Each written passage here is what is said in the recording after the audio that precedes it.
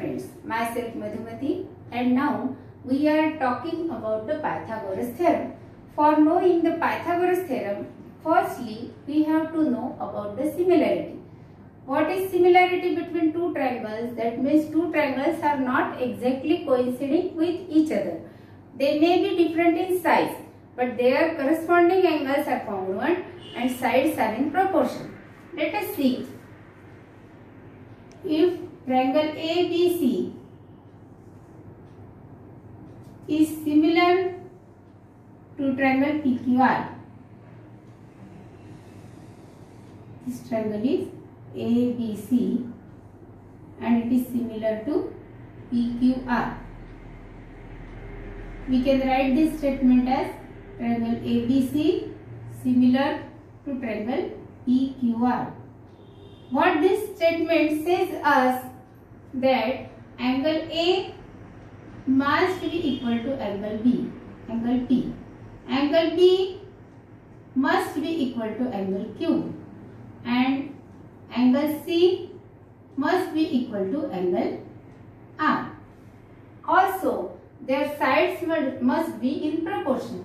That means ratio of side AB upon PQ must be equal to ratio of side BC upon QR and ratio of side AC upon PR. These are the properties of two similar triangles. How we can explain that two triangles are similar? Then we have to prove three properties among these. If we are considering angles only, then we have to prove only two angles congruent. Why not three? Because the addition of three angles of triangle is 180. Therefore, if we can prove only two angles, third angle must be congruent to each other. So, we have to only take two angles of two triangles. So, now let us consider this for the Pythagoras theorem. We all know Pythagoras theorem is related with right angle triangle.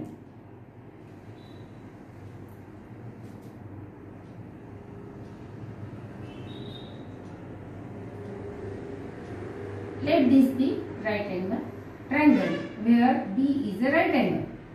Now let us draw a perpendicular from B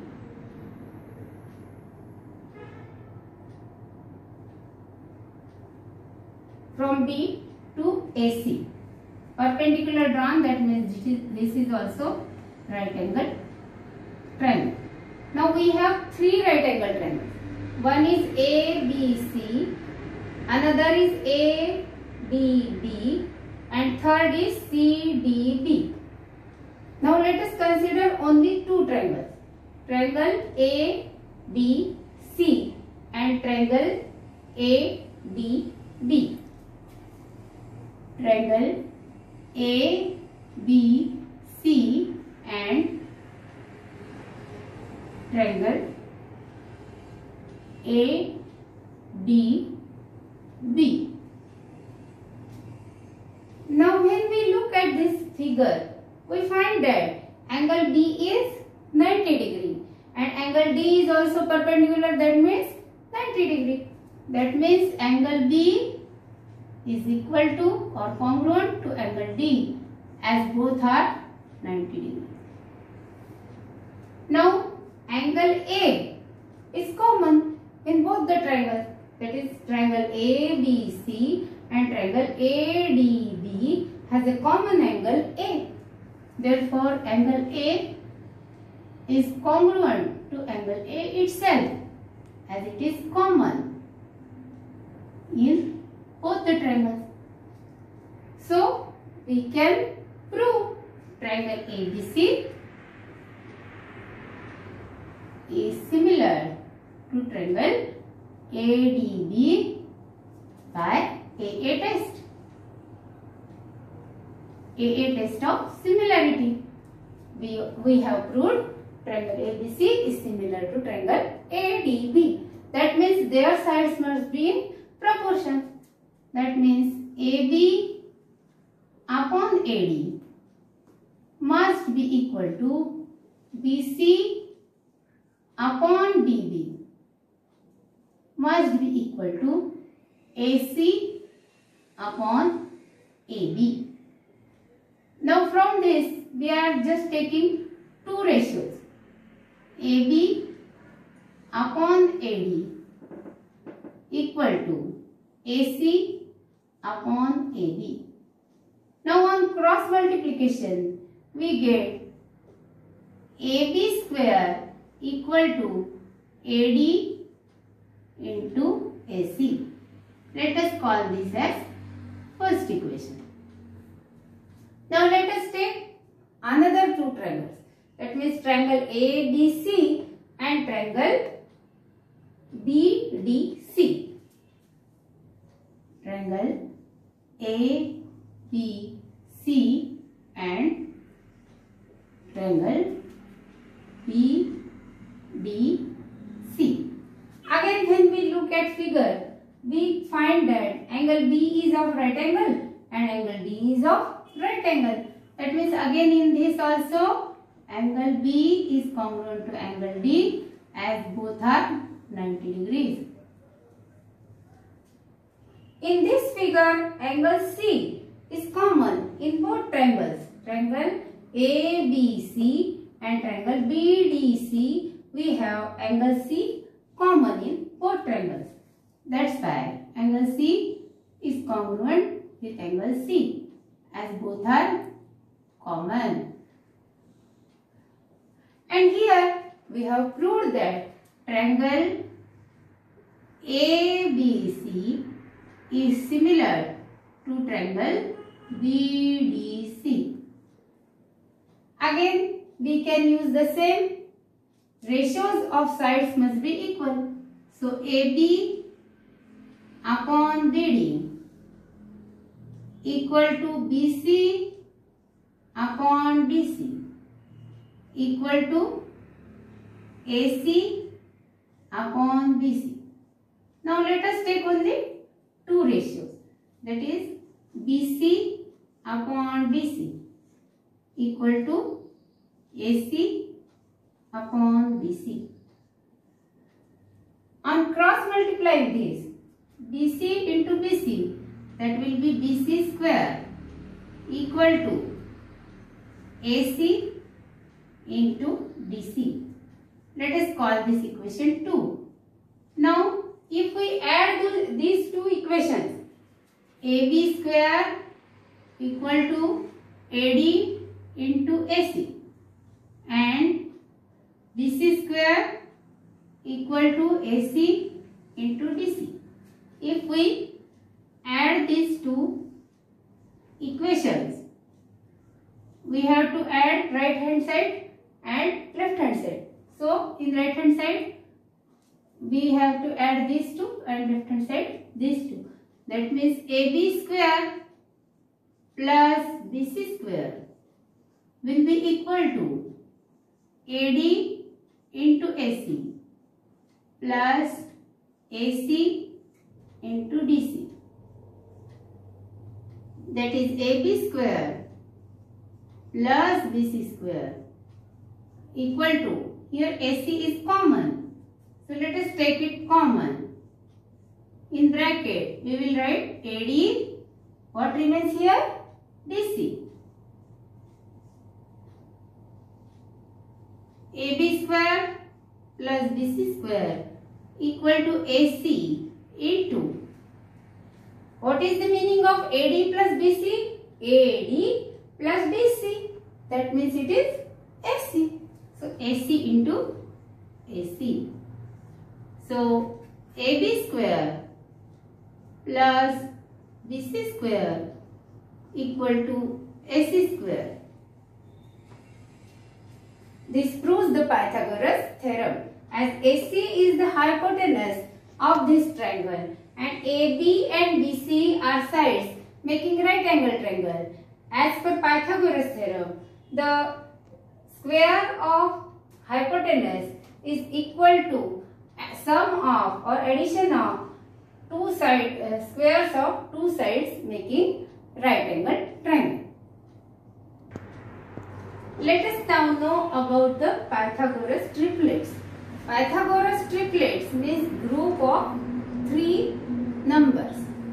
Numbers are such that square of one of the number is equal to sum of squares of other two. Then it is called as Pythagoras triplet.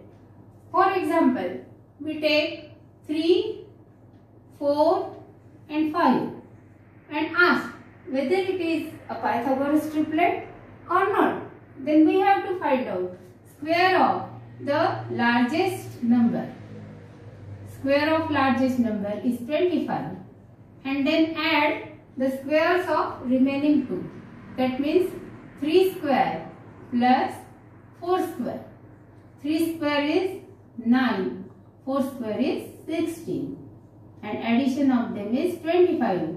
That means 3 square plus 4 square is equal to 5 square. So 3, 4, 5 is the Pythagoras triplet. That means if we have given any 3 numbers, then we have to find out the largest number and the square of largest number must be equal to sum of the remaining squares of remaining 2 numbers. If we take 5, for example 5, 12 and 30, we can find the same. Square of 13 we all know as 169. Then 5 square plus 12 square. 5 square is 25. 12 square is 144. So addition is 169 and which comes to be the square of 30. So 5, 12, 30 is also a Pythagoras triplet. We can prepare Pythagoras triplet by the formula also. If we take two numbers a and b, two natural numbers a and b, where a is greater than b, then we can form triplet from these two numbers. The greater number will be a square plus b square. One of the number will be a square minus b square and third number will be twice a square b square. Why we are talking that these two numbers will be the Pythagoras triplet? Let us see whether the square of this comes to be the addition of squares of this. Let us take square of this a square plus b square, bracket square. What will be its square? A square square plus 2 into first term a square, b square plus b square square. That means a raised to 4 plus twice a square b square plus b raised to 4. Equation 1. Now let us take the addition of squares of these two numbers. That is a square minus b square square plus twice a square b square. Sorry, twice ab we have to take.